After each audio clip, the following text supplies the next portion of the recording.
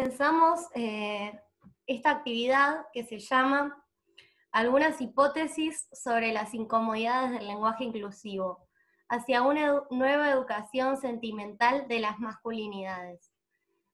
En realidad empezamos esta charla aclarando que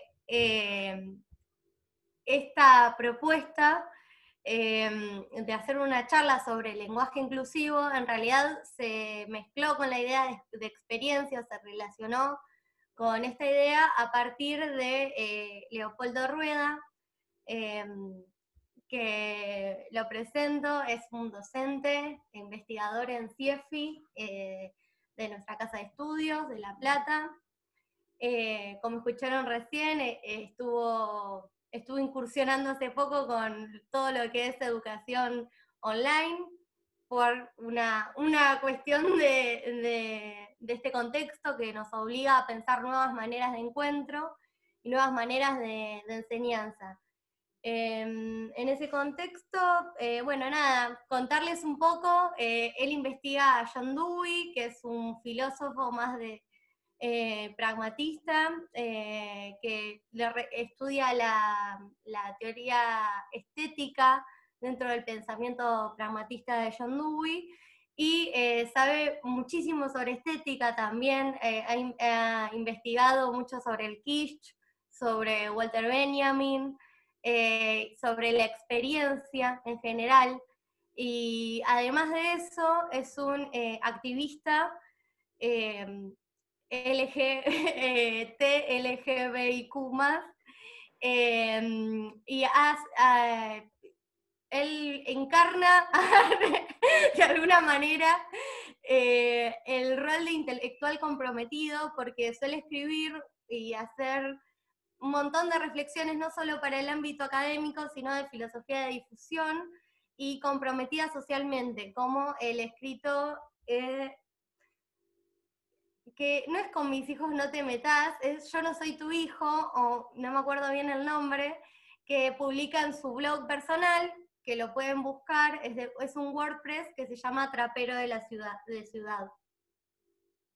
Bueno, sin más, dejo a Leo que empiece a hablar de esta charla. Una sola cosa quiero hacer, una sola aclaración. Quiero contar que esta charla surgió de la reflexión de la Comi, pero también de haber recibido muchos mensajes al grupo general de la comisión de gente que se quejaba de que usábamos el lenguaje inclusivo porque lo tomaba como una afrenta y como una laceración a sus personas. Entonces, a raíz de eso, decidimos hacer esta charla. Ahora sí, es todo de Leo. Bueno, gracias Vicky, agradezco en primer lugar a la Comisión de Estudiantes de Filosofía que me invitó y que propuso este tema. En cierto modo, más allá de algunas cosas como que comentaba recién Victoria, digamos, la cuestión del lenguaje inclusivo, la verdad que en principio me sonó un poco rara. Me imaginaba como algunas discusiones, algunos debates que hay en torno a esa cuestión, algunas discusiones en el ámbito sobre todo académico, y lo cierto es que estaba lejos de mis posibilidades abordar el tema desde ese lado, así que, porque bueno, por formación disciplinar, por tradiciones de investigación, por mi propio recorrido, no me parecía como un lugar que yo pudiera abordar. Así que sirva esto primero como aviso de dos cosas que probablemente no van a pasar o no van a estar en lo que yo diga. Primero, la cuestión, tal vez alguien se decepcione, ¿no? Pero lo primero de lo que no voy a hablar es sobre la cuestión de cómo debe usarse el lenguaje inclusivo o de qué manera es correcto usar el lenguaje inclusivo. Eso no es un tema que voy a abordar. Y lo siguiente, que tampoco decidí abordar, es las razones por las cuales debe ser usado el lenguaje inclusivo. Tal vez esto sí esté de un modo más indirecto, de un modo más retórico, eso lo evaluarán después cada uno de ustedes. Pero por donde sí decidí encarar, digamos, este problema que me propusieron, y sobre el que se viene discutiendo muchísimo, es, bueno, desde algunas cuestiones de la disciplina estética o de la filosofía del arte o de la reflexión sobre la filosofía del arte que nos viene acompañando y que creo que puede darnos un buen marco o por lo menos para mí lo he encarado como desde ese marco. Como no sé si vieron el resumen que yo había mandado y que estaba con el flyer, un poco la idea era partir de una cierta cuestión que aparece en el uso, ¿no? que nos aparece a los usuarios del lenguaje inclusivo, sobre todo cuanto más viejos y viejas somos, que tiene que ver con precisamente esta suerte de incomodidad, esta suerte de dificultad que nos aparece en el aula, estos errores, ¿no? que cometemos, incluso omisiones. Por lo menos en mi experiencia, que como una persona que recién pudo aprender una lengua extranjera ya más de grande, la experiencia se parece bastante, ¿no? Uno comete una y otra vez los mismos errores, me pasan las clases que por ahí me desconcentro y bajo la guardia y hablo de todos y volvemos como a esas formas de comunicación que en cierto modo entendemos que están en vías de extinción, o por lo menos así yo lo entiendo. Entonces, lo primero que me parecía como importante o interesante registrar es una suerte del lenguaje inclusivo como una suerte de idioma extraño, una suerte de idioma extranjero. Y principalmente, y creo que a esto empieza también a referir un poco Victoria, y en general uno suele ver en las reacciones en contra del lenguaje inclusivo, ¿no? que hay una suerte casi de, de, de un lenguaje al que ciertas las que ciertas identidades parecen estar un poco exiliadas, ¿no? Hay una experiencia que por primera vez creo que los hombres, específicamente hablando de los hombres o los varones, no sé qué término prefieren usar, pero digo, bueno, los hombres por primera vez sentimos a esta lengua como una lengua que extraña, como una lengua, nos sentimos como en el exilio, ¿no? Y eso es lo primero que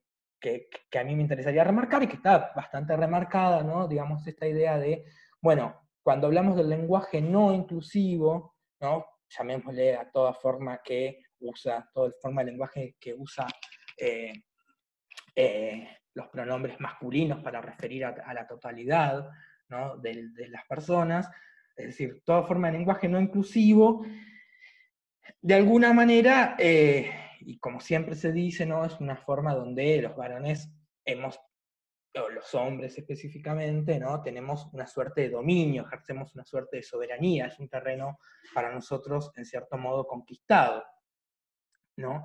En él nos expresamos, en él expresamos nuestra experiencia, y esto no me voy a meter con eso porque excede mi campo de investigación y de lo que yo puedo decir, pero digamos, para mí no hay que verlo ni como un mero reflejo, ¿no? de una cultura patriarcal, androcéntrica, ni como la generadora, ¿no? como el lenguaje como el generador de una cultura patriarcal o androcéntrica, sino que me parece que en todos estos casos y los fenómenos culturales siempre corresponde verlos a la manera de sistemas, de cosas sistémicas. No es que un lenguaje genera el patriarcado, ni que si cambiamos el lenguaje vamos a voltear al patriarcado, me parece que sería un poco difícil sostener cualquiera de esas cosas, pero sí que estas cosas funcionan de la manera de sistemas que se refuerzan mutuamente, que se retroalimentan. Entonces, en toda forma de lenguaje no inclusivo uno podría encontrar una suerte de comodidad, de lugar cómodo para los varones, un lugar de un lenguaje que permite dar cuenta de su experiencia, que permite dar cuenta de lo que los varones somos, pero que al mismo tiempo en esta operación que tiene el lenguaje no inclusivo, y este es como un primer señalamiento, en esta operación que tienen los lenguajes no inclusivos de tomar, ¿no?, a los hombres o los varones como la totalidad de lo posible de ser dicho en el discurso, me parece que en principio eso está hablando de una suerte de cómo nos entendemos los varones y los hombres en particular, cómo nos autocomprendemos, ¿no? En la comisión a raíz de esta charla, la comisión de Filo estuvo haciendo algunas preguntas, algunas encuestas. Una de las preguntas que se planteaba ahí era cómo habíamos sido educados los varones, cómo creíamos que habíamos sido educados los varones, y algo que surgía bastante, y que bueno, es algo bastante conocido, pero hace falta siempre volver a decirlo, es muy sintomático que los varones seamos educados específicamente, como aquel lugar, como aquella posición de lo que es completo, ¿no? De lo que no tiene fallas, de lo que es total, que también se expresa en el lenguaje, ¿no? Si un lenguaje puede decir todo lo que tiene para decir, si un lenguaje lo puede decir bajo la figura de los pronombres masculinos, usándolos de una forma, ¿no?, usando el lenguaje no inclusivo, quiere decir que también, en cierto modo, nos estamos comprometiendo o comprendiendo a nosotros mismos, ¿no?, desde ese lugar. Y eso me parece que es, bueno, después lo podemos empezar a charlar, digamos, un poco la idea es esa, ¿no? Pero en nuestra educación un poco ha operado esa idea de, bueno, los varones como la idea de lo completo, en la filosofía eso lo vamos a ver con la idea de la sustancia, ¿no? Con la idea de lo que no tiene fallas, con la idea de lo que siempre está ahí, eh, em, de lo que no tiene fragilidades, ¿no? Y en ese sentido, la experiencia de la incomodidad del lenguaje inclusivo me parece que también empieza a decirnos algo respecto de eso. Em, para abordar este tema, ¿no? Me parece que eh, específicamente, una de las cosas que me gustaría defender es que ahí los varones, que nos identificamos como varones, o los hombres, tenemos una tarea para hacer, digamos. Eh, hay un rol que indefectiblemente nos cabe si reconocemos que en torno a ese tipo de educación y en torno a la manera en que los hombres y los varones nos comprendemos a nosotros mismos, hay algún tipo de problemas y que tiene que ver, y no, eso me parece que ya es del ámbito de lo indiscutible, ¿no? El patriarcado genera muchísimos problemas, eh, eh, y lo vemos y lo sufrimos en nuestro nivel cotidiano, en nuestra vida cotidiana, pero la resolución de esos problemas no puede estar, y esto sí quisiera defenderlo, no puede estar solo del lado de los colectivos, ¿no?, históricamente oprimidos, sino que me parece que nos debemos al interior de las masculinidades, nos debemos preguntar seriamente qué vamos a hacer nosotros para remediar ese estado de la cuestión, remediar esos problemas, digamos. Por eso, para empezar con eso, quería compartirles algo como para empezar a hablar. una serie de imágenes y de historia que me gustaría conversar y que charlemos. A ver si esto abre. Bien.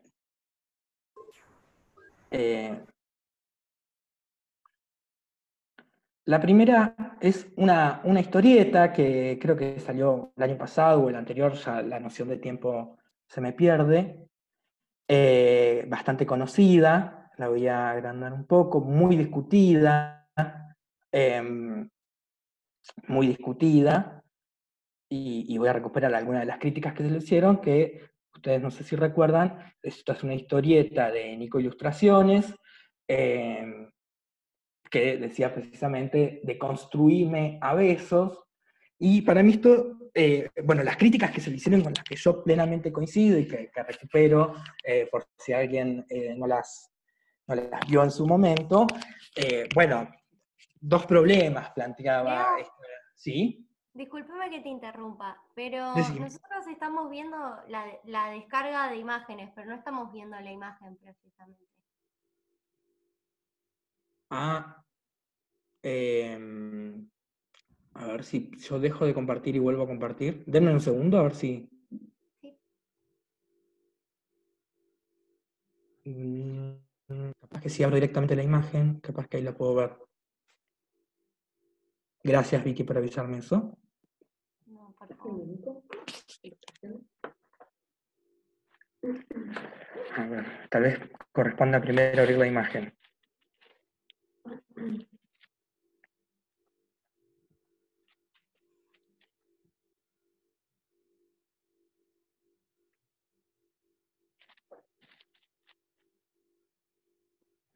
O sea, me spoileé todo. Esto quiere decir que ya spoileé todo lo demás que iba a hacer. Ahí está. Bueno, el efecto sorpresa. ¿Ahí ven?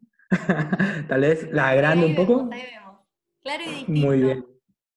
Bueno, eso es fundamental.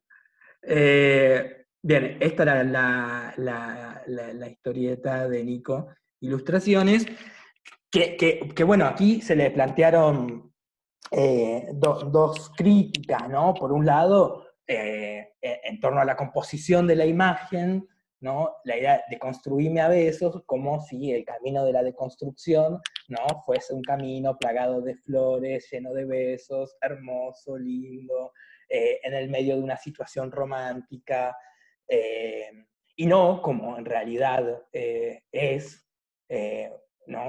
Una trayectoria bastante más penosa, bastante más difícil, bastante más llena de incertidumbres, bastante más llena de crisis, de dolores, de peleas, ¿no? Pero la segunda crítica que con justeza se le hace a esta ilustración es dónde reside la carga, ¿no? Y la carga del trabajo y el trabajo que hay que hacer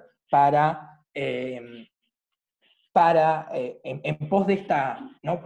Digamos, el presupuesto de esta historieta es que la deconstrucción está bien, es algo que es un camino en el que tenemos que embarcarnos, porque este estado de cosas, y acá vamos a compartir este presupuesto, ¿no? Digamos, este estado de cosas es un estado de cosas injusto para grandes sectores de la población y muy violento para con las mujeres, muy violento para con las colectividades de la diversidad sexual, ¿no?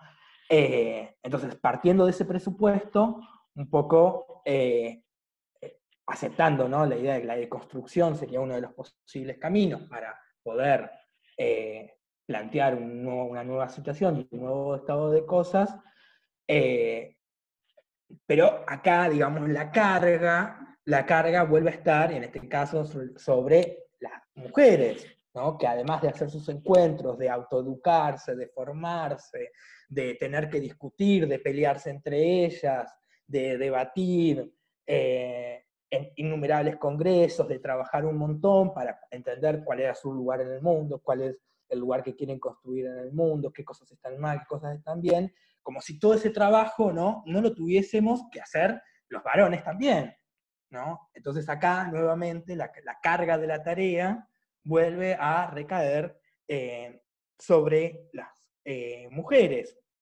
que tienen entonces que deconstruirnos a nosotros y enseñarnos cómo es esto. Bueno, digamos, lejos de eso me parece que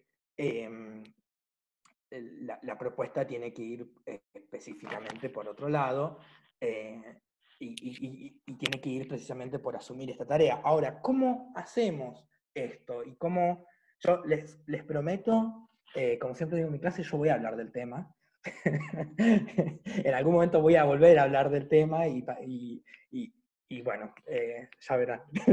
Ya verán ustedes si finalmente es que Es hablo tu de charla, lenguaje es tu inclusivo. charla,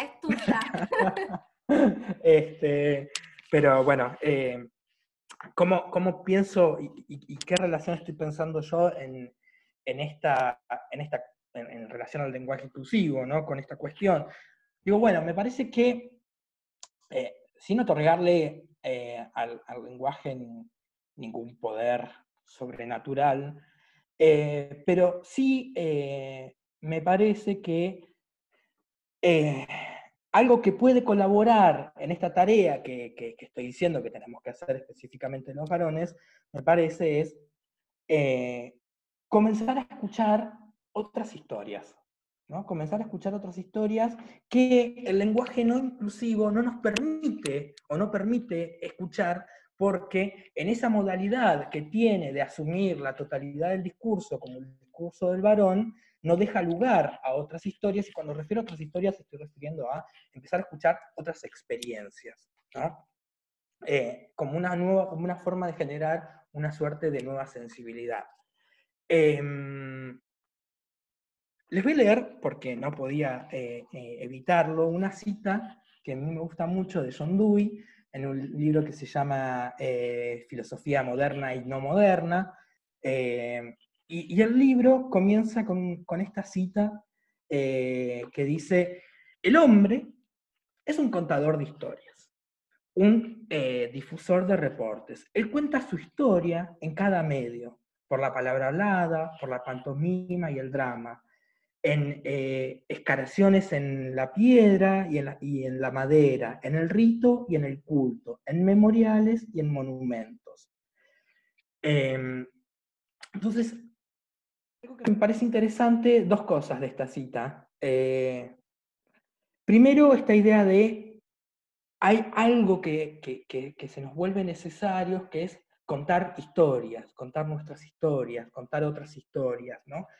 Y algo que me llama la atención de acá, que no me llama la atención en realidad, es que acá Dewey está hablando específicamente de los hombres, ¿no? Es el hombre el que cuenta su historia, el que desparrama sus reportes, sus anécdotas.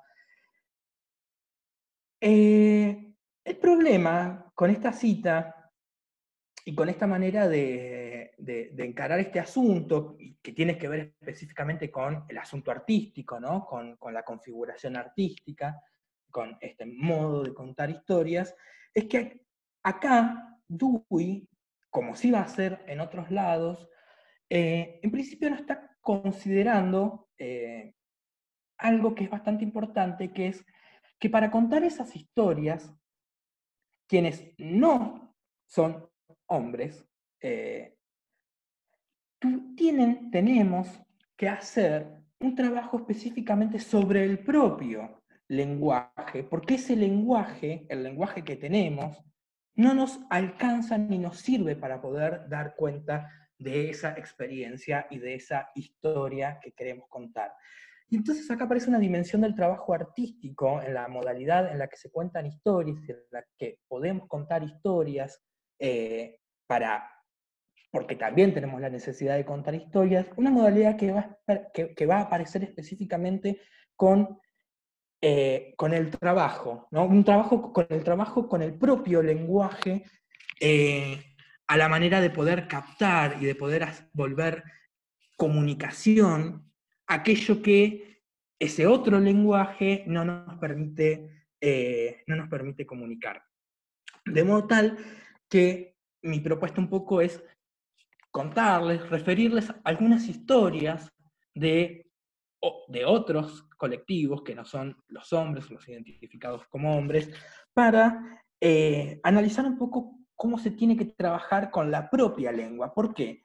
Porque la hipótesis de fondo acá es que, bueno, esta incomodidad a la que yo refería en principio respecto al lenguaje inclusivo que genera en muchos y muchas de nosotros, esta incomodidad es una incomodidad que colectivos históricamente discriminados y oprimidos vienen sintiendo hace bastante tiempo y que por eso han tenido que trabajar con el propio lenguaje para poder habitar en ese, para poder decirse, para poder entenderse, para poder comprenderse, para poder habitarse también en el discurso. Entonces, mi propuesta es un poco contarles algunas historias que seleccioné que específicamente tengan que ver con la manera de trabajar sobre el lenguaje. La primera historia, voy a ver si puedo pasar la imagen. ¿Puedo pasar la imagen? Bueno, tal vez deje de compartir un segundito mientras les voy contando eso. La primera historia que quería contarles es una historia que va a aparecer en un lugar bastante peculiar. Un lugar como es la revista de archivos de psiquiatría y criminología, una revista que aparece en Buenos Aires hacia los años 1900, ¿no? De la mano de algunos médicos, criminólogos, asociados al poder policial, al poder político, asociados a un momento histórico donde también aparecen las enfermedades con bastante agudeza, la fiebre amarilla, donde no se conocen todavía las bacterias y los microscopios. Entonces ahí empieza a haber una asociación entre médicos y poder político para poder contener los males de la nación, presumiblemente las enfermedades, ¿no? Empiezan entonces estos médicos, dentro de los cuales va a estar alguien que es bastante conocido, que es ingenieros. Los ingenieros empiezan a ver y a analizar los males de la nación y los problemas de las enfermedades. En ese contexto hay un médico que a mí me llamó mucho la atención, en particular, que es Francisco de Veiga, que tiene una suerte de obsesión y una serie de estudios médicos sobre algunos de esos problemas sociales que tenían que ver con la inversión sexual, ¿no? Y trabaja sobre todo con invertidos sexuales.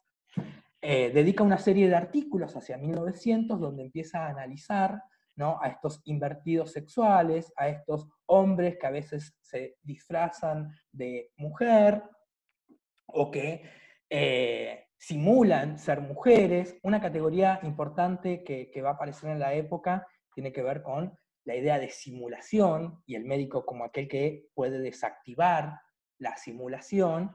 Entonces, Francisco de Veiga, asociado con el poder policial, empieza a estudiar esta serie de casos, de casos, algunos va a tratar de ver si son casos congénitos, si se trata de locura, si se trata de simulaciones, de personas que simulan algún tipo de enfermedad, y para ver eso, a ver si yo lo encuentro acá.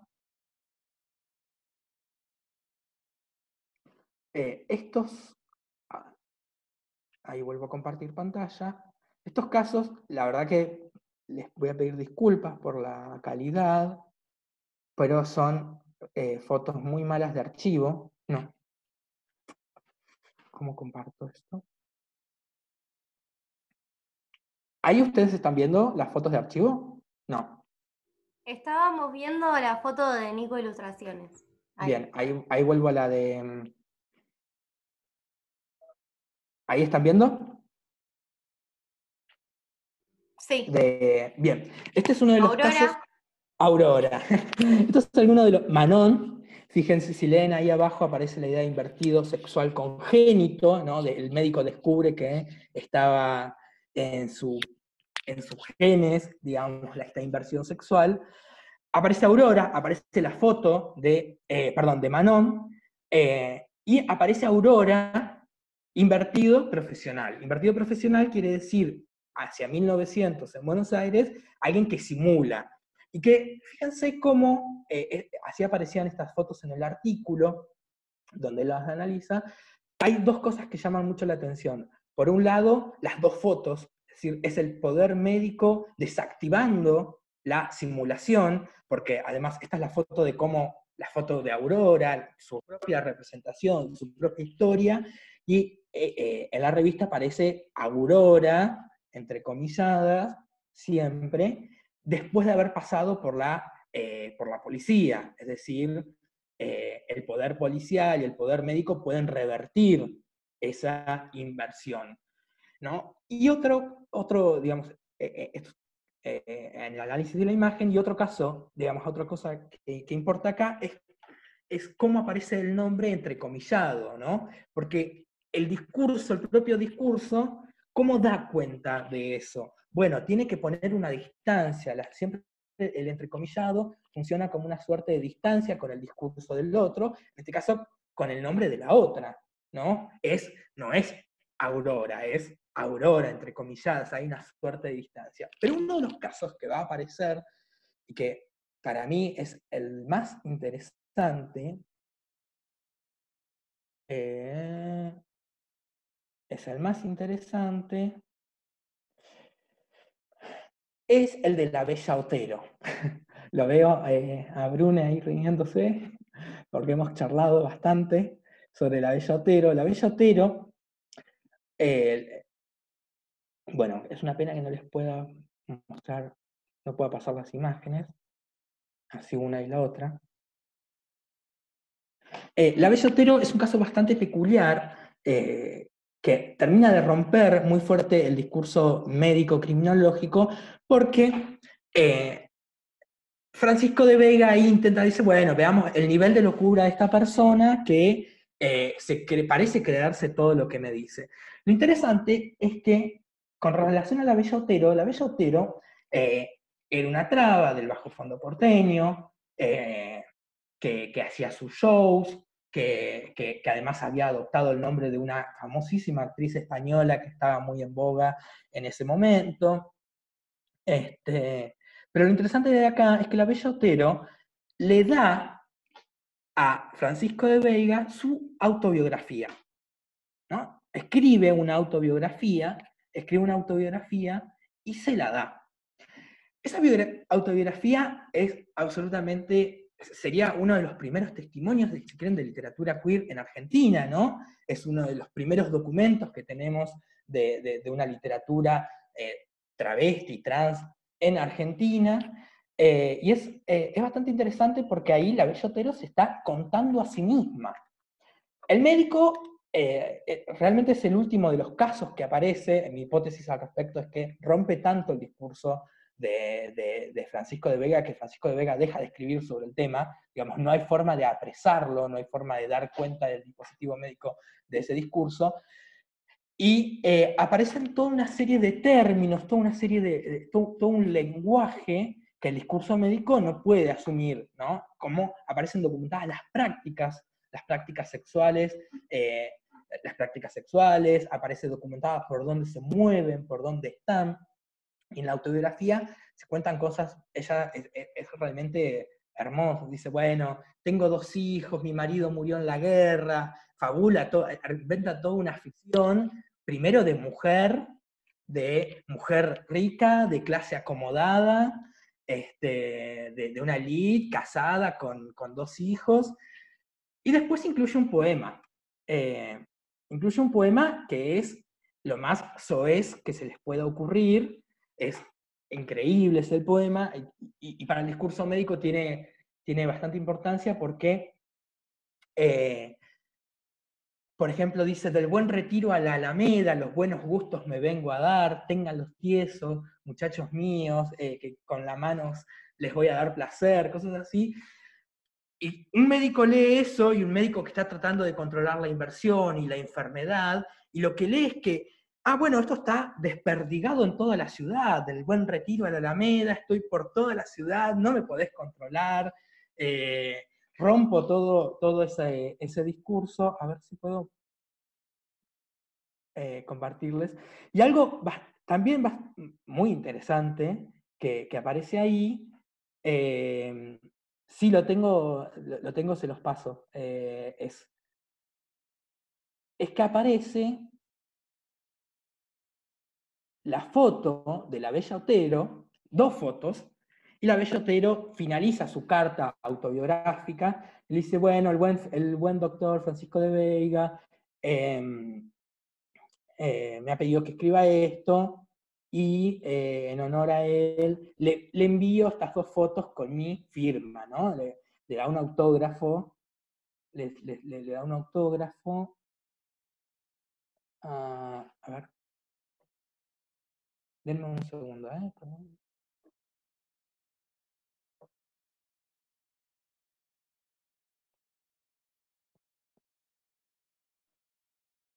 A ver si puedo compartir la pantalla.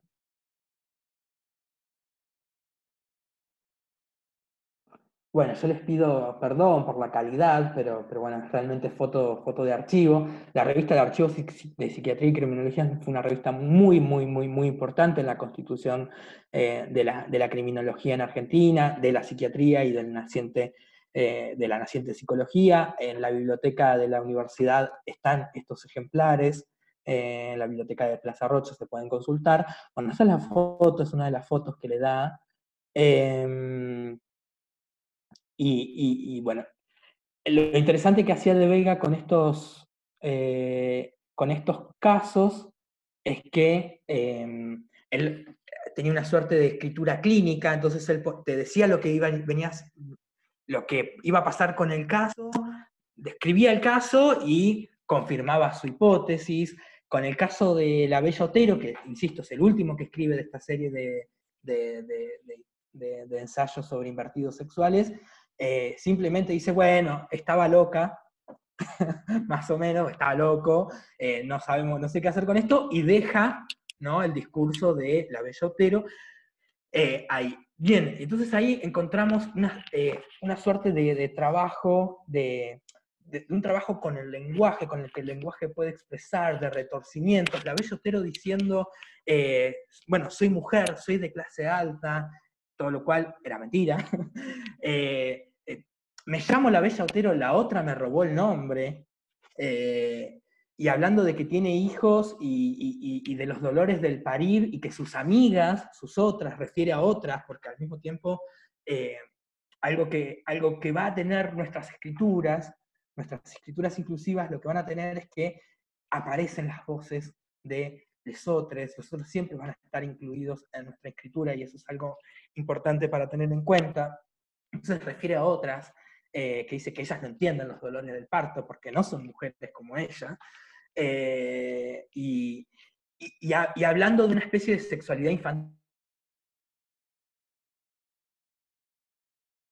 a sus 8 y 10 años de edad. Bueno, una cosa bastante, bastante interesante para pensar.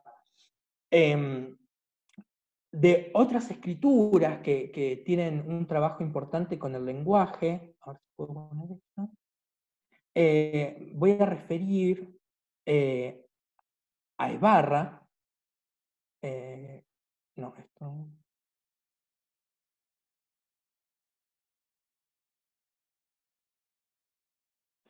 José Esparra es un escritor que murió más o menos en los años 80, un escritor argentino también, muy outsider, muy del bajo fondo. Tiene una serie recién ahora, estos últimos años, se ha vuelto a reeditar, pero lo cierto es que él se editaba a sí mismo en unas ediciones que se llamaban Ediciones La Rata, y otras ediciones que andan dando vueltas son estilos fanzine, de una comunidad que ha querido recuperar esa escritura que es muy interesante. Esbarra tiene algunas novelitas, una de las más conocidas es Plástico Cruel. Plástico Cruel cuenta la historia, hay varios personajes principales, 3 son en particular. Axel el Cerdo, que es un poeta emigrado del campo a la ciudad, que quiere triunfar como poeta, y que es una suerte de personaje llevado al extremo, digamos, es un personaje que genera realmente mucha empatía en un momento, muchos problemas después. Barra lleva a ese personaje realmente al extremo, es un tipo que no le importa nada más que coger y drogarse, en sus propias palabras, y hacer algo de poesía. El otro personaje es Plástico Cruel, de quien Axel se enamora, que es plástica y cruel, precisamente. Y Bombón, que es una traba que escribe un diario, y tal como ella se denomina, Bombón, poeta y puta, ¿no? Eh, y les quiero mostrar dos cositas, lo que tiene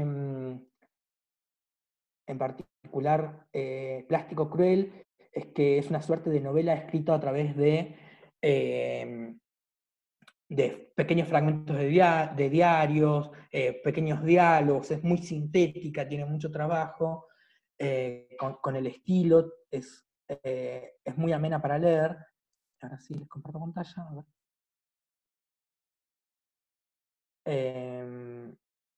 Es una novela que además se consigue bueno, ahora la editó creo que Dagas del Sur. Se me trabó esto. ¿Ustedes me escuchan?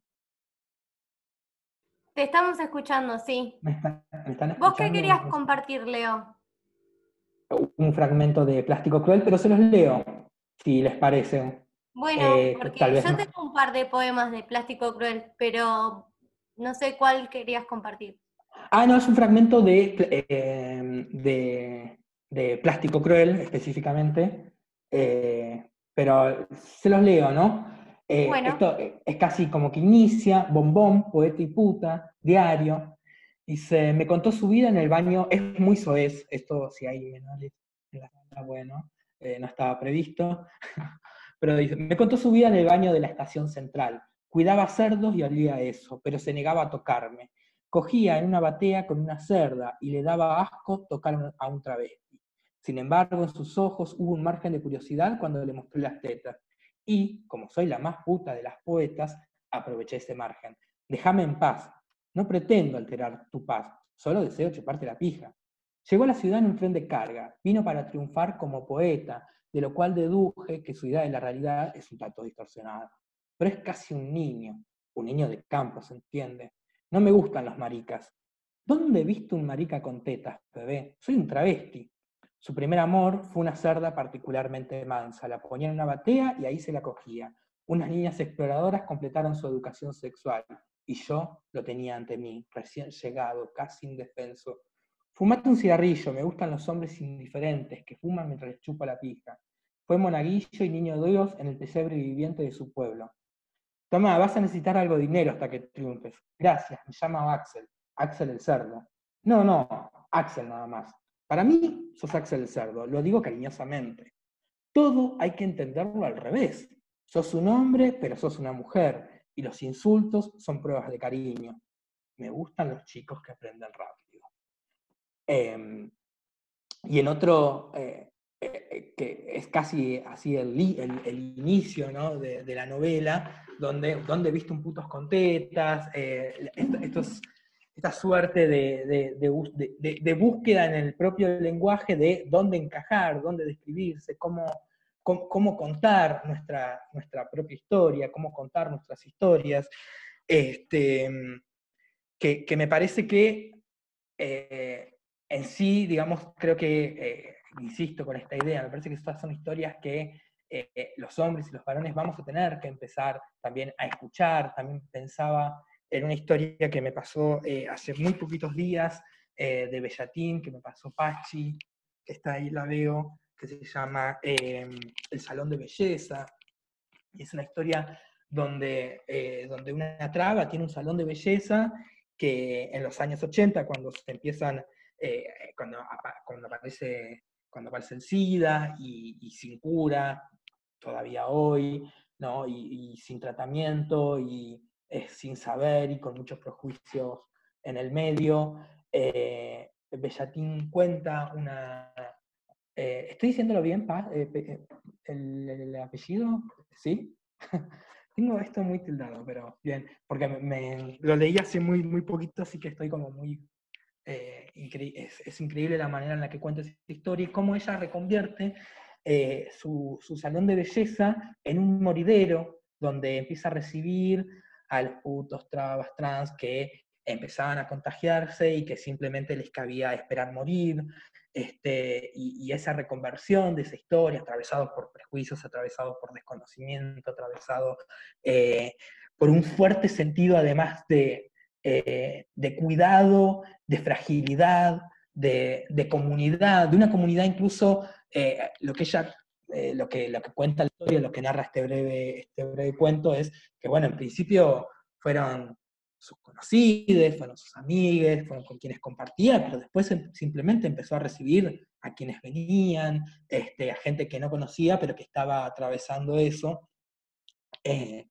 Pero bueno, me pareció una historia, digamos, de ahí donde un colectivo históricamente oprimido, un colectivo atravesado por el prejuicio, atravesado por la discriminación, eh, encuentra un refugio, encuentra una manera de hacer comunidad, incluso en los albores de la muerte y de la muerte en esas condiciones. Encuentra eso, encuentra un lugar y busca también una manera de contar su historia, una manera de narrarse, a través de eso, de repartir, de compartir un slang, un vocabulario, como podemos ver también en La Bellotera, en los textos que les conté, donde queda un registro de un vocabulario que pertenece a una comunidad, queda el registro de una experiencia que nos pertenece y en la cual nos queremos como seguir contando. Y dentro de esas experiencias, y ya en breve vamos a ir concluyendo, ¿no? Me gustaría como traer dos más. Una es El silencio es un cuerpo que cae, que es una especie de película documental que yo no sé si han visto, o que bueno, se está emitiendo ahora, no me acuerdo, creo que está en Vimeo, y Canal Encuentro la ha pasado en algunos momentos. Es un documental de Agustina Comedi, que ella es bisexual y de pronto encuentra la historia del padre. El padre había muerto, Jaime se llama el padre, había muerto cuando ella tenía más o menos 12 años. El papá era una suerte de friki de la filmación, se había comprado una Panasonic, era un abogado muy bien posicionado, y en los años 90 se compra una cámara y empieza a filmar escenas cotidianas, cumpleaños, viajes, y toda una serie de eventos. Pero lo que la directora encuentra, con la historia con la que se encuentra, es con que el papá había tenido toda una vida anterior a que ella naciera, una vida homosexual o bisexual, no es algo que en la película no se termina de definir ni importa tanto, pero incluso había estado en pareja durante 11 años con Néstor, que había sido además el testigo de su casamiento, había pertenecido a una comunidad y militancia política de la diversidad sexual muy importante en los años 70 en Córdoba, y decide casarse y tener una hija, y toda esa historia queda en el silencio. Son como dos personas absolutamente distintas. Su padre no habla ni se contacta con nadie más de su antigua vida, y empieza su nueva vida con su esposa y su hija, ¿no? Eh, los videos que hay, digamos, todo lo que filmaba Jaime, corresponden a su nueva vida, ¿no? Y el laburo documental y de archivo que hace la directora es precioso, porque es un laburo de cómo hablar, que se pregunta, ¿no? Cómo hablar artísticamente de aquello que eligió el silencio, de aquello que para su padre fue recluir en el silencio, y es toda una historia que se está preguntando, no desde la condena, no desde la aceptación tampoco, sino simplemente desde un intento de comprensión de por qué ese silencio, por qué esas son las historias que precisamente son silenciadas, por qué no se podía hablar de eso, y ahí se enfrenta la directora, por supuesto, a un problema ético, ¿no? Porque en cierto modo es contradecir una suerte de voluntariedad o voluntad radical del padre que había decidido sumir toda esa historia en el silencio. Al mismo tiempo, creo que algo que hace muy bien la directora ahí es un laburo muy delicado, muy sensible con el lenguaje fílmico para poder hablar de esa historia, bajo la idea de que la historia no le pertenece simplemente a Jaime, que la historia es también la historia de Néstor, que había sido su pareja, que es la historia de sus amigos, que es la propia historia de ella, que es una historia de una militancia en los años 70 en Córdoba, que se preguntaba cuál era la relación de la diversidad con los partidos de izquierda, por ejemplo, que era todo un debate muy, muy difícil. Eso también está en la, en la historia, y por supuesto la idea es cómo ponerle el cuerpo, ¿no? Cómo ponerle el cuerpo a este tipo de historias, cómo hablar de ellas, y entonces ahí, si lo miran en un momento, van a poder ver lo delicado y eh, lo cuidado que es el manejo con el lenguaje artístico, con el lenguaje cinematográfico. Hay personas, ella entrevista a algunas personas, y hay personas que deciden no ponerle el cuerpo y cuentan parte de la historia como en una voz en off. Ella misma está muchas veces en off. El padre, ¿no? Gran parte, como es un documental de archivo, también están muchas de las filmaciones del padre donde empiezan a hacer sentidos un montón de cosas de su propia historia, aún con imágenes de una historia que ya había, cuando la historia ya había sido silenciada, ¿no? Porque todas esas imágenes que el padre filma son en cierto modo historias a posteriori, cuando él ya había elegido el silencio de su historia anterior. Eh, ¿No? Y ese trabajo tan sensible con el lenguaje, tan poco cómodo, ¿no? Se nota en toda la película, en todo el documental, ¿no? La incomodidad, cómo referir a esas historias sin dejar de entender que son historias que hay que contar, sin dejar de entender que hay historias que hay que contar, porque estas historias no estuvieron, porque estas historias abren nuestro lenguaje y nuestra comprensión del mundo, porque nos hacen entender que todo lo que conocíamos, que hay mucho más que todo lo que conocíamos, porque nos hacen entender que nuestra experiencia es una experiencia atravesada por una multiplicidad de cosas que podemos no necesariamente llegar a percibir, o de las cuales estamos con las cuales estamos necesariamente alertas o al tanto. Y, y la última, que me parece que tiene un trabajo muy interesante sobre esto, es Gabriela Cabezón Cámara, en una novela que se llama Las aventuras de la China Iron, donde trata de recuperar, solo como se puede, porque solo artísticamente se puede hacer eso, ¿no?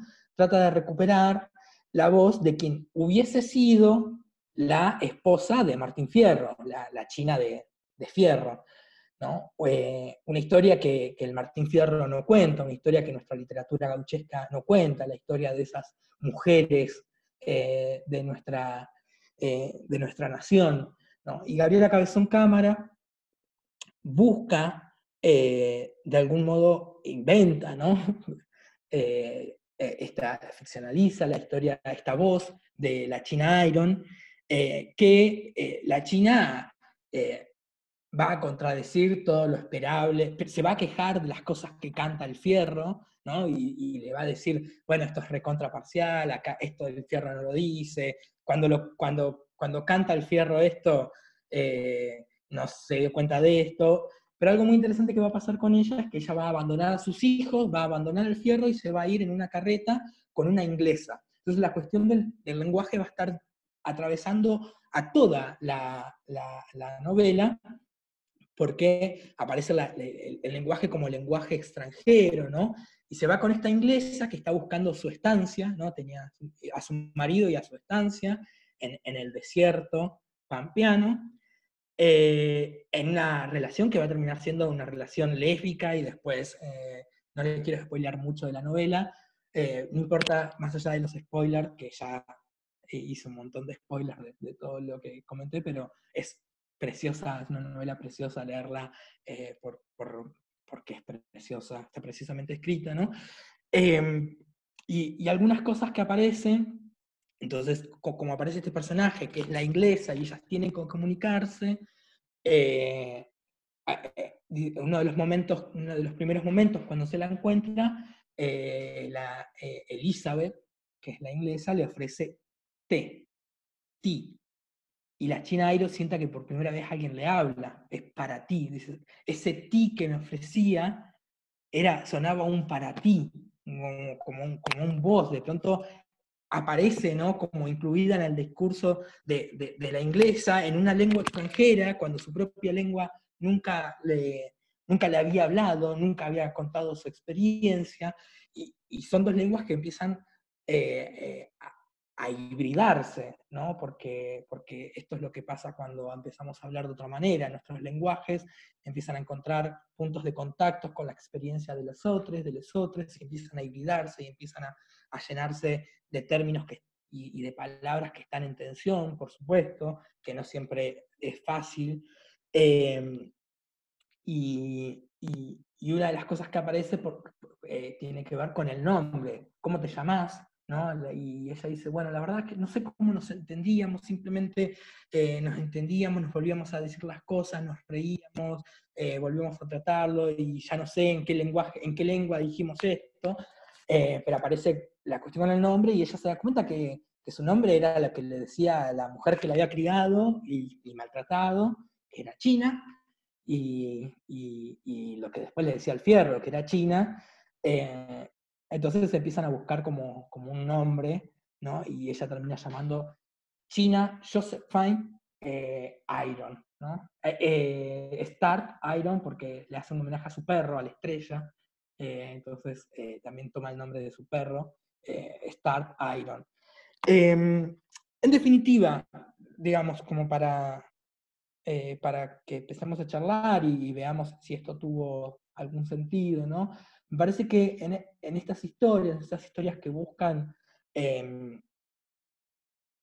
dar cuenta de la incomodidad y tratar de contarse a una misma, a una comunidad, a una experiencia, a una historia, en un lenguaje que no nos fue propio, no nos es propio, y que entonces se empieza a llenar de retorcimientos, se empieza a llenar de lugares de fuga, empieza a mostrar como esas propias incomodidades, esas propias extrañezas.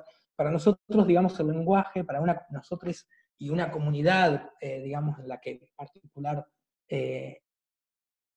yo me siento parte, y de la cual en particular me siento constituido, junto con muchos amigues, digamos, el lenguaje ya no será incómodo, digamos, el lenguaje ya no será un trabajo, ya teníamos que hacer un ejercicio sobre él para poder contar estas otras historias que el lenguaje no inclusivo no cuenta, y que me parece que tenemos que empezar como a contarlas y a registrarlas y a hablarnos, ¿no? Entre nosotros mismos, a hablarnos para poder ir en esto que al final no termina hablando tanto, pero se puede deducir, y ustedes verán si efectivamente eso es así, ¿no? De hacia una nueva educación como sentimental de las masculinidades, ¿no?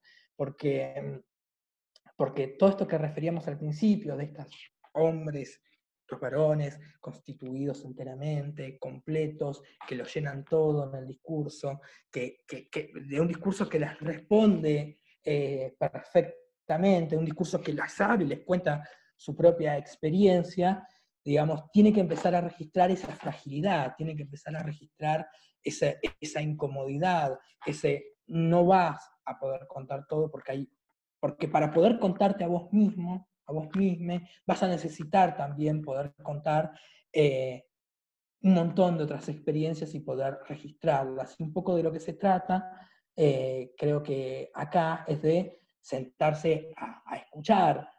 Por ejemplo, me parece que eso en un documental como el de Agustina Comedi, si lo ven, va a ser como algo bien claro, como ella se sienta a escuchar esas historias, se sienta a escuchar la historia de su padre, la historia de las amigas del padre, la historia de lo que está ahí filmado, como nosotros también creo que deberíamos empezar a sentarnos a escuchar, ¿no? esas otras historias.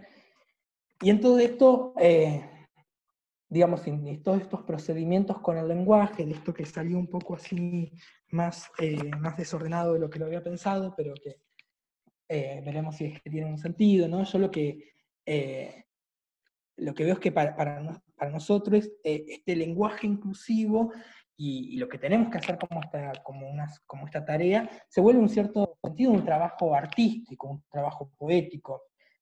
Digamos, es un lenguaje que requiere de nosotros esa dimensión de la artisticidad, de la creatividad, para ver qué podemos hacer, qué historias podemos contar, y trabajar, como decía Proust, que la lengua, porque tampoco podía faltar, si no me retan, no, si no menciono Proust, no, pero realmente trabajar eh, como decía Proust, ¿no? Que la literatura trabajaba la lengua propia, era un trabajo sobre la lengua propia como si fuese una lengua extranjera. Y esta lengua, esta forma de hablar nueva que nos incomoda, esta forma de hablar nueva que nos tensiona, en la que nos equivocamos, en la que hay disputas, por supuesto, en cierto modo, nada, es una lengua que está reflejando que no todo estaba dicho, ¿no? Es una lengua incómoda. Ustedes, y ya con esto cierro, en esta suerte de serie de referencias extrañas, ¿no? No sé si conocen la chacarera trunca.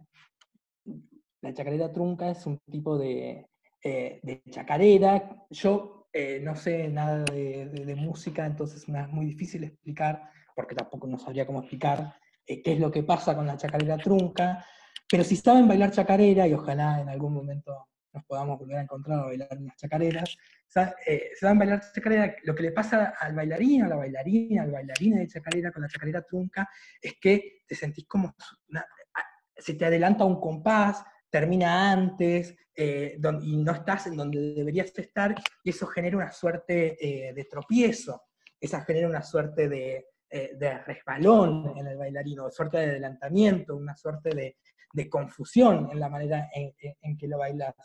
Y hay un poeta, Van der Mole, que todo lo que escribe y todo lo que hace Van der Mole es hermoso, que tiene una chacarera trunca, una composición propia, que se llama La Torcida. Toda la letra de esa chacarera es hermosa, y en una de sus partes de La Torcida, hablando de la copla, ¿no? y de la propia chacarera como una chacarera incómoda y torcida, dice: en tanto no aclare sobre esta tierra oscura, esta copla andará viajando en el viento con su torcida andadura. Así que bueno, eso es todo, y muchas gracias, y abrimos, no sé, preguntas, Vicky. Vos, vos dirás, mi Zoom se colgó, yo Bueno, les veo, muchas pero gracias, Leo. Hermoso. de nada. A mí me pareció súper interesante eh, todo, todo lo que trajiste, las referencias, eh, la manera de relacionarlo con la experiencia, que por ahí yo no lo había relacionado nunca de esta manera, y por eso me parece súper enriquecedor. Me Bueno, alegro. en parte, a mí me hiciste acordar a otro poeta, así que voy a empezar la ronda de intervenciones, Eh, que se llama Joshua. Sí, sí. Yo no conozco mucho la historia de él, así que en realidad lo que quería era que me cuentes vos. Si querés puedo No, leer un poema del que tengo acá a mano. si lo tenés a mano, sí, yo tal vez haya gente aquí que conozca un poco más la historia, levante ahí está, Pehuen. Ah, bueno, mira qué bueno. Si Bueno, traiga, señora, señores. si querés contar un poco la historia, si te animás. Pehuen. Yo no conozco Ahí tanto. activé el audio. Ahí ¿Contar está. la historia de Joshua o pensé que iba a hacer referencia a un poema de Joshua? Y bueno, Joshua fue una marica de barrio. Yo, de hecho, tengo un librito de él de compilación que pudo sacar. Fue uno de los primeros acá en la zona, digamos, de sostener la Feria del Libro Independiente, la FLIA, una clara disputa con la feria oficial del libro, ¿no? Él feriaba mucho en La Plata, en Capital. Bueno, era una persona hermosa, una marica hermosa. Le encantaban las pijas y vivía dibujando pijas y pibes con gorritas. Y bueno, él lamentablemente falleció en un espacio que hoy decimos que son como tomas, le Sí, en dicen una ahora toma. acá, tomas le dicen ahora acá. Falleció así sin atención, con muy pocos recursos, y había una batalla de por medio ahí legal y editorial con un libro que finalmente pasó a estar en la Feria del Libro oficial. Ridículo. Pero Joshua era un chico que, bueno, agitaba, era VIH positivo, él agitaba todo lo que podía como marica, como en su visibilidad, como marica de barrio, como guachín, como, digamos, Hacer historieta gay.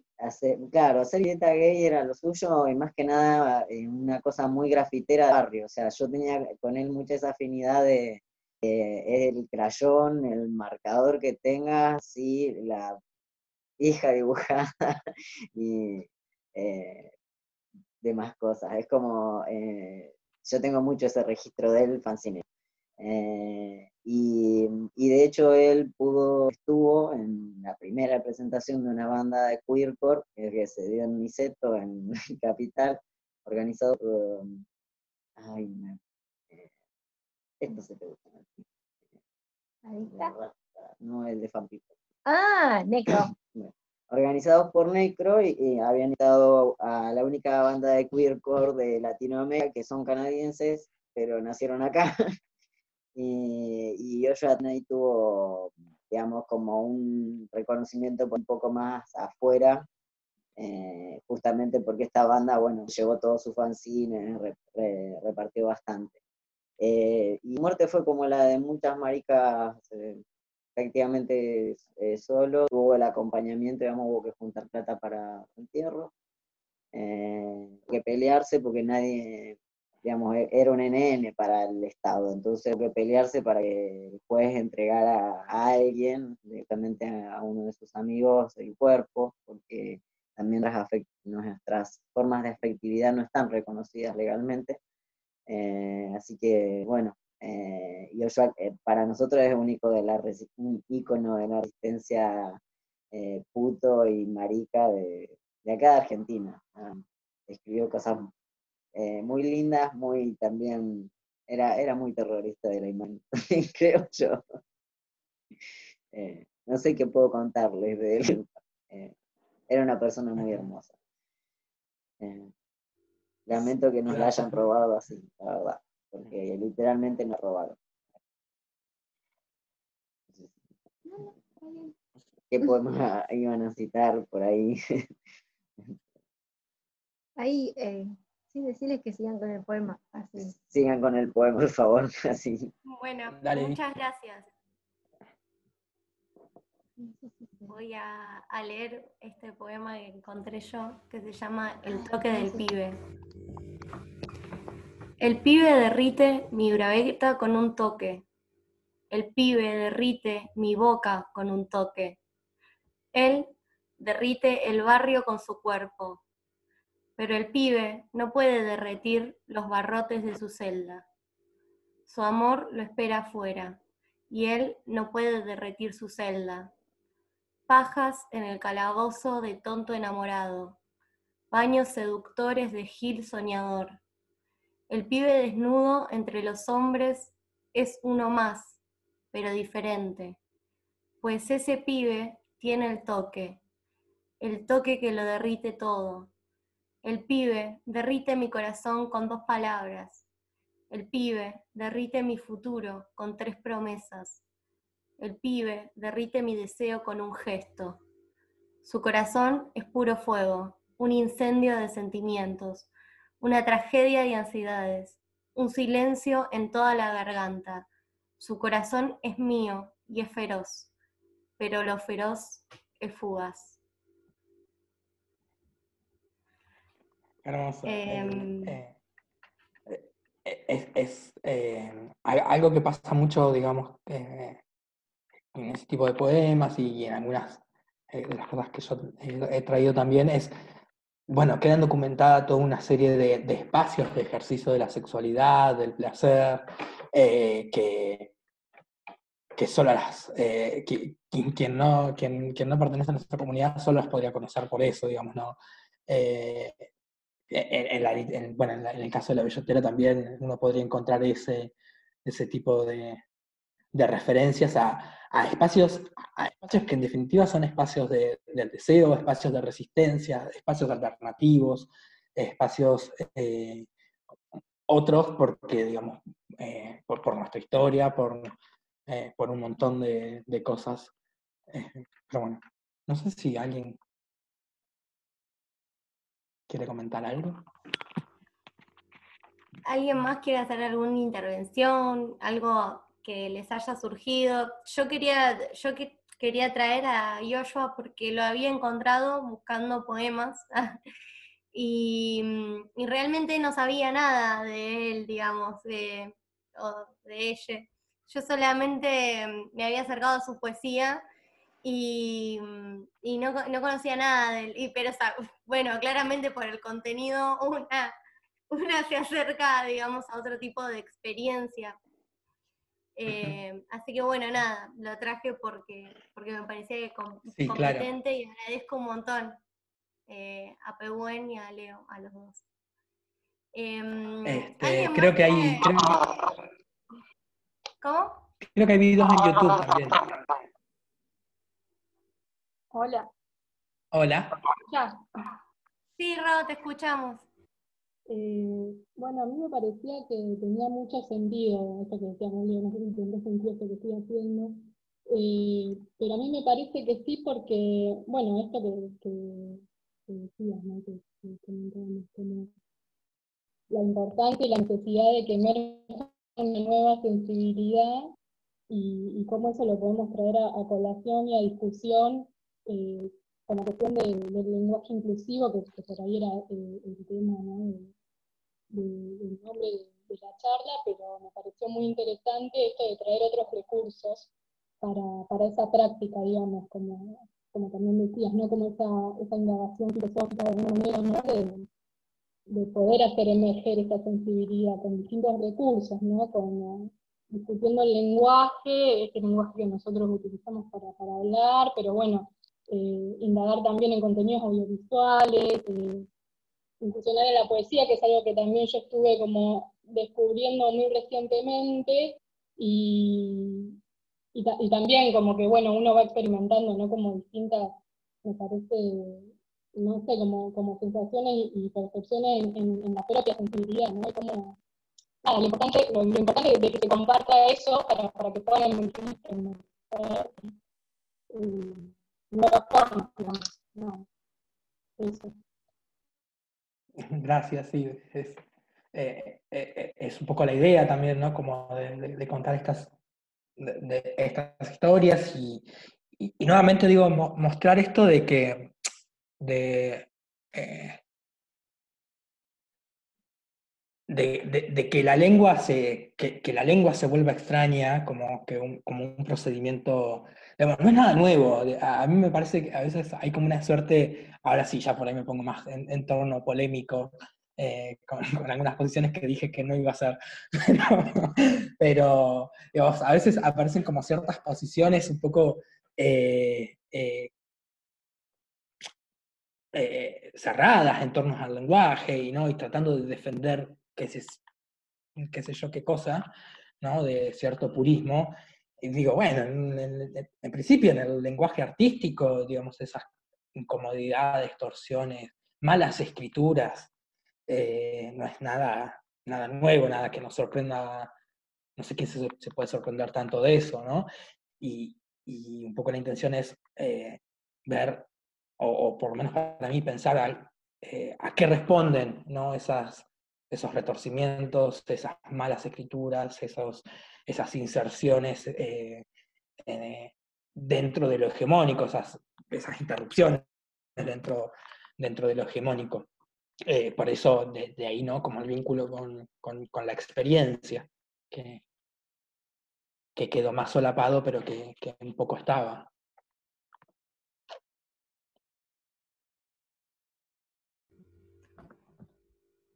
Acá en el chat, Milagritos comenta que hay un poema muy piola que se llama Luca Andrea, y tiene un poema muy lindo que se llama Un viernes como cualquier otro, por si a alguno le interesa. Nos tiró esa referencia. Genial. Si querés comentar un poco de qué se trata o cómo te resonó a partir de lo que hablamos, cuál fue ese balbuceo, por decirlo de alguna manera. Si alguna otra persona quiere intervenir de alguna manera, quieren comentar algo, traer alguna otra cosa a colación. Yo no estoy viendo el chat porque bueno, no sé, mi Zoom quedó en otro estado. No, así que no veo nada actualizado. Les veo a ustedes, más o menos, pero bueno. Si no, bueno, queda la discusión abierta y la charla abierta para después también. Ya. Olis, ¿me escuchan? Sí, te escuchamos. A ver, ¿por qué traje a Luca a esta charla? Primero porque él también es activista, es gay, y a ver, lo estoy buscando, pero no lo encuentro, porque tengo el libro acá a mano, en el que, bueno, él cuenta una situación de lo que es ser heterosexual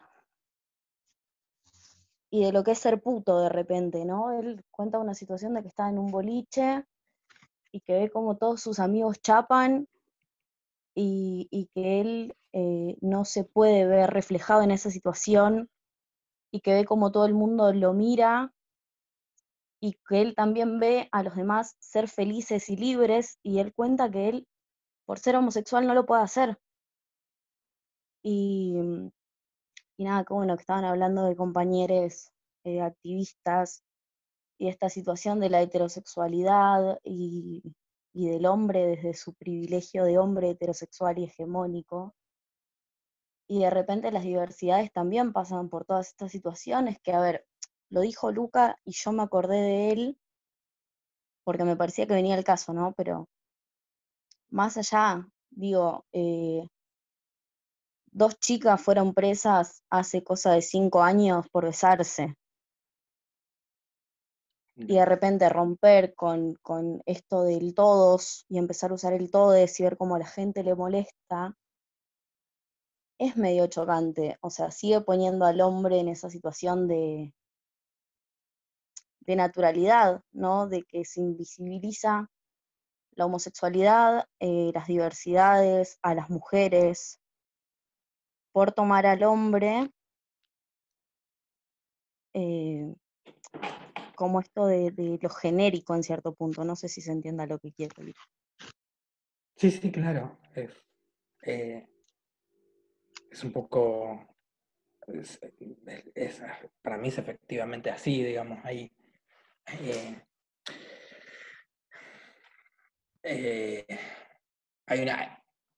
Hay una clara invisibilización en el sentido de que estas historias no siempre han sido contadas o tuvieron que ser contadas de otra manera, o tuvieron que encontrar otros canales, ¿no?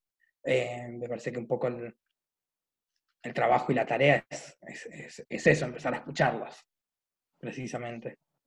Uh-huh. Acá Sí, encontré el poema. Es un toque largo, pero si quieren se los leo.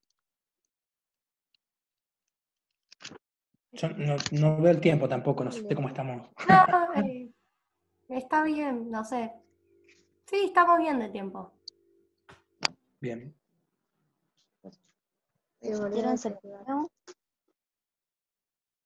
Dale, así sabemos de qué va. Porque yo no conozco.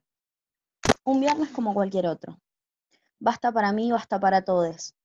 Decimos basta cuando queremos que algo se termine, pero yo, entre todos esos cuerpos, era el único que no había empezado nada.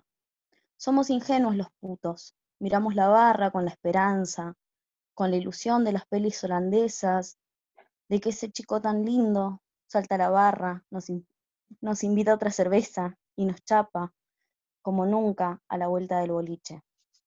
Y como nos salta y como gira y se chamulla la piba que tenés al lado, te bajás la birra con tragos largos, como esas noches donde sos testigo del deseo siempre ajeno, y como estás cansado y borracho, y tus amigos están chapando, porque ellos siempre chapan, porque el lugar los contiene, los abraza. Abrís la aplicación de las máscaras y te encontrás con más pijas que rostros, donde no hay conversaciones graciosas, donde solo hay pijas, y elegís una y vas por la ruta, y son las 3 de la mañana, y entras a esa casa con miedo, donde el chabón no te chapa ni un minuto, y te presiona el cuello para que bajes y se lo chupes, y en medio no hay ni un chiste que te haga sentir por un minuto, como la gente que dejaste bailando en el boliche. Y acaba rápido, y te vas de nuevo por la ruta, y se te cae una lágrima, o dos, o tal vez tres, porque cerca de tu casa no hay paredes ni boliches que te abracen, porque los putos somos ingenuos, y no deseamos, y nos sentimos. Ahora sí les quiero decir basta, porque quiero que esto se termine. Los putos, las trabas y las tortas, no jugamos más a la escondida. Basta para mí, basta para todos. Muchas gracias. Hermoso. Sí. Muchas gracias. Yo lo leí y lloré un montón. A Luca lo pueden encontrar en Instagram como @elchicodelpórtico, todo separado con puntitos. Es de acá, es del sur, él nació en Gleu, ahora creo que está viviendo en Capital. Tiene un libro que sacó con con Editorial Sudestada, que se llama Pogo. Y después también tiene otro poemario que se llama Mirar a través del fuego. Es muy lo más Luca. Hablando de poemarios, uno que me olvidé recomendar y ultra recomendar es Obsesión de Vivir de Esbarra, que se puede conseguir, creo que se consigue solo online. También lo tengo, así que si alguien quiere algo de lo que presenté y eso, también me escribe y se lo mando. Sí, podemos Ahí, hacer un búnker de la comi de bibliografía. dale, Y de una. nos pasás. De una, sí, hay bastante para pasar. Em, Bueno, ¿alguien más quiere hacer otra intervención? La verdad que las intervenciones están buenísimas. Podríamos cortar ahora la charla, pero nada, me parecen que los intercambios están muy buenos y tenemos por ahí, no sé, un tiempo más si se quieren quedar y si quieren eh, si quieren aportar algo más a esto que es hermoso, este intercambio. un montón de Ahí poesía. está, ahí se escucha. Pero aclará que no escuchábamos a ellos. Yo no les escucho, creo, ahora, ¿no? No, porque audio es como que solamente nos permite de a uno. Bueno. Para mí es lindo y, bueno, muy emocionante escuchar muchas de las palabras, aparte de escucharlo leído siempre me encanta, pero además es como... intenso poder escuchar que estén planteando y necesitan escucharnos. Es muy bueno, pues a mí pasa como con Yoya, como con muchas mis compañeras de activismo trans, yo las perdí en el camino, digamos.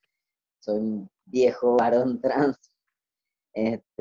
y bueno, pienso por ahí también en la historia de Efi. Efi fue una mujer trans, artista, de hecho, muy potente para mí, que decidió tomar su vida muy jovencita porque no lo soportó, a pesar que tenía una familia que apoyaba y demás. De hecho, ella se despidió a través de las redes sociales. O sea, fue un bajón para las personas que pudimos estar cerca de ella. Y no sé, yo pienso, yo hace unos 10 años que uso un lenguaje inclusivo, pero empecé a usar básicamente que tenía una amiga que no había forma de mencionar el asterisco, el guión bajo, el arroba, entonces empezamos a usar, fue muy simple, la mutación en ese momento, hubo que compartir birra y ya. Por eso también digo, para mí muy llano y pensarlo más filosóficamente o más a nivel abstracto, pero también tan corporal, tan físico en nuestras narraciones, es importante, digo, como sacarlo de ahí, de que a mí me resulta práctico hablar en él muchas veces y ya. Y entiendo que la gente sea resistencia con estas cosas, ¿no? Pero es una mutación innegable, imposible de parar también, porque es como venía hablando, creo lo dejaste re clarito en el sentido de nosotros somos preexistentes a la forma en que en el lenguaje eligen darnos. Entonces, a medida que empezamos a aparecer para el mundo, vamos, para la racionalidad que tiene que tratar de entendernos, empiezan a hacer algunas categorías, qué sé yo, particularmente voy a hacer algo de categoría trans, porque me nombro como un trans, lo cual también implica como una masculinidad frágil hablando, me convoco y todo. eh, como, digamos, como varón para mí significa muchas veces construirme desde un lugar muy diferente en las imposiciones. Siento que tengo como un montón de posibilidades emocionales que se les han negado a muchos varones, justamente porque desde chiquitos se enseña eso, a tener que a ocupar demasiado, y eso es cansador, es cansador. Y de hecho tengo una anécdota muy linda para contarles de un señor heterosexual, pero que se iba a la mirada lésbica. Una horita antes se tomaba una copita y se quedaba sentado muy relajado, se bailaba todo el señor, no molestaba a nadie. Y básicamente trataba de pasar su momento rodeado de gente que no le implicara una tensión como varón de tengo que mostrarme bien para las señoritas porque ninguna de las tortas me va a dar bola. Podía relajarse de ese rol de tener que inspeccionar los cosas ajenos y bueno, y entre las maricas es fácil charlar y puedan compartir algo, digamos, no para las maricas ha resultado molesto tener diálogo con varones grandes, por más que no haya intercambio sexual, digo, hay una acá como que siento que cuando nosotros nombramos muy en colectivo, ¿sí? Y empezamos a categorizar así, perdemos la potencia política de esas palabras. Y justo la palabra trans es muy concreta en eso, que aparece desde un momento internacional, es palabra que acordamos internacionalmente. Pues habían muchas comunidades existentes más allá del lenguaje psiquiátrico en distintos lugares. Entonces, digo, en México, en Oriente, bueno, en varios lugares de Occidente, la imagen de marido mujer, bueno, del invertido, todo eso ha estado ahí dando vueltas y hubo un tiempo de psiquiatrización y criminalización que es mediados del siglo XX, a partir del 30 sobre todo, de control de la sexualidad específicamente, y eso hizo que de golpe pareciéramos de su historia, pero no es que no estábamos, de golpe nos censuraron muy prontamente. Y creo que no es hasta hace relativamente poco que empezamos a recuperar nuestras voces, porque los archivos trans y LGBT empiezan a reconstruirse a partir del 2000. Así que acá en Argentina, digo. Así que estos espacios se habiliten, eso, tratando de trazar otras líneas y otras genealogías y otras ramificaciones. Además, para mí es potente. Digo, yo no esperaba como varón trans que estuviéramos hablando, discutiendo sobre el lenguaje inclusivo. Yo estaba tratando de que un amigo tomara una birra conmigo, nomás. Claro. Hay algo interesante, digamos, en esto que refiere Bruno, de las genealogías, ¿no? De los archivos, que a mí en su momento, cuando estuve trabajando con la revista de Archivos de Psiquiatría y Criminología, me llamó mucho la atención, porque bueno, un poco algo que sí aparecía es, bueno, hay una documentación de identidades travestis ya en Argentina de 1900, digamos, en estos archivos estaba trabajando con estas personas, y profunda documentación, digamos, no solo Francisco de Veiga, sino todos los médicos criminólogos del momento trabajaban sobre la cuestión de la inversión sexual, pero y que hay algo que yo no continúo investigando eso, pero que sería interesante indagar en por qué, no aparecen tan documentados casos de inversión sexual en mujeres, de prácticas lesbianas o de varones trans, como sí aparecen sobre las travestis. Hay todo un trabajo sobre travestis de estos médicos, de estos criminólogos, y no sobre otras identidades u otras, por usar sus nombres, ¿no? U otras patologías que también existían, por supuesto. Lo único que yo encontré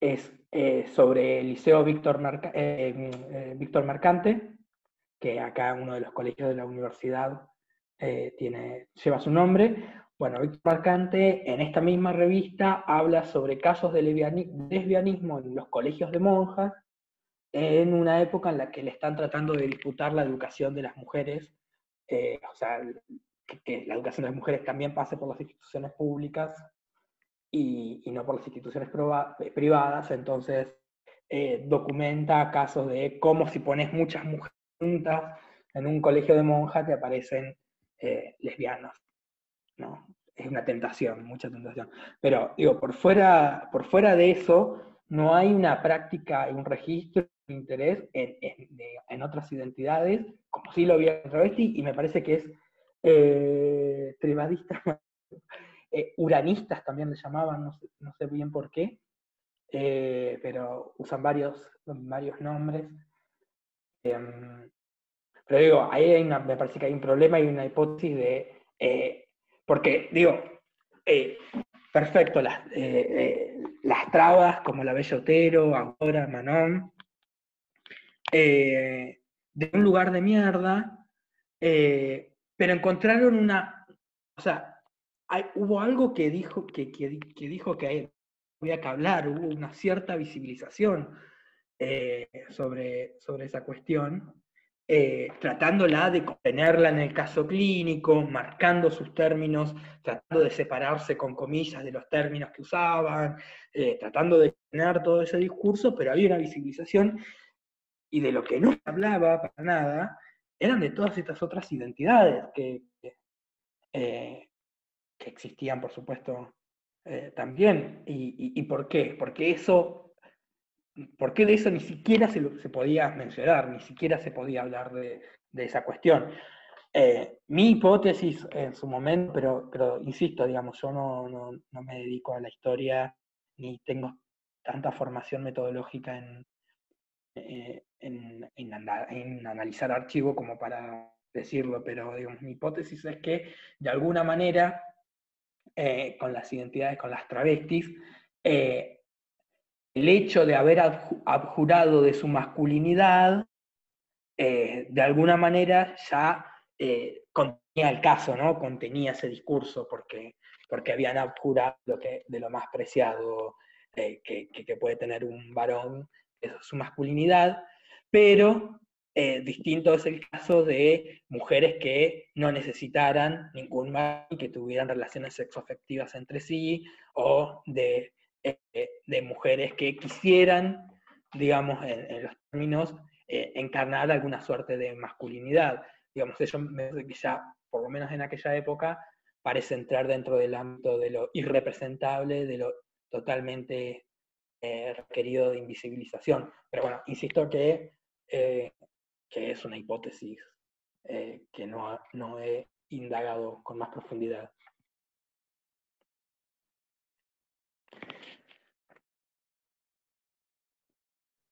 Bien, no sé. Bueno, me parece que estamos, Vicky. Sí. Así ya no. Me parece que. Quiero agradecerles a vos, Leo, y a Pehuen sobre todo, por las intervenciones. Gracias, Leo, por tomarte el trabajo de pensar esta charla.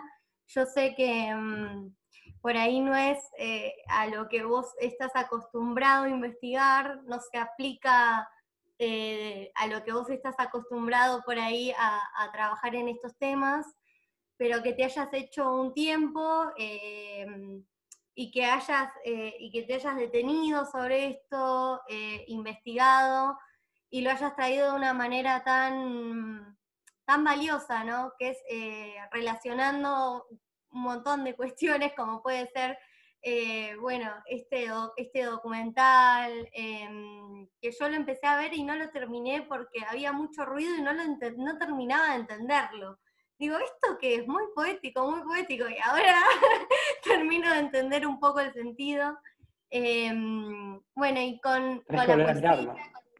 ¿Cómo? Tenés que volver a mirarlo. Sí, voy a volver a mirarlo. Y sobre todo, gracias de parte de la Comi personal a Pehuen por poder hablar, por poder hablar, por contarnos tu experiencia, por compartir tu lenguaje con nosotros, porque no tiene sentido tampoco hablar de lenguaje inclusivo si no se incluyen otros lenguajes, ¿no? Así que bueno, gracias a todos por participar, y si quieren volver a este encuentro, lo van a poder hacer en el canal de YouTube de la Comi de Filo. Buenísimo. Agradezco yo también a la comisión que puso este tema y que aceptó que yo lo tratara también en estos términos, que no sé si era lo esperado, pero bueno, eran los términos en los que un poco yo podía aportar algo, así que les agradezco a ustedes. O sea, hay una mano levantada ahí, pero no sé si es. Sí, de Juli, estoy viendo bien. o no sé cómo se pronuncia. Habla, Juli, no hace falta que levante la mano.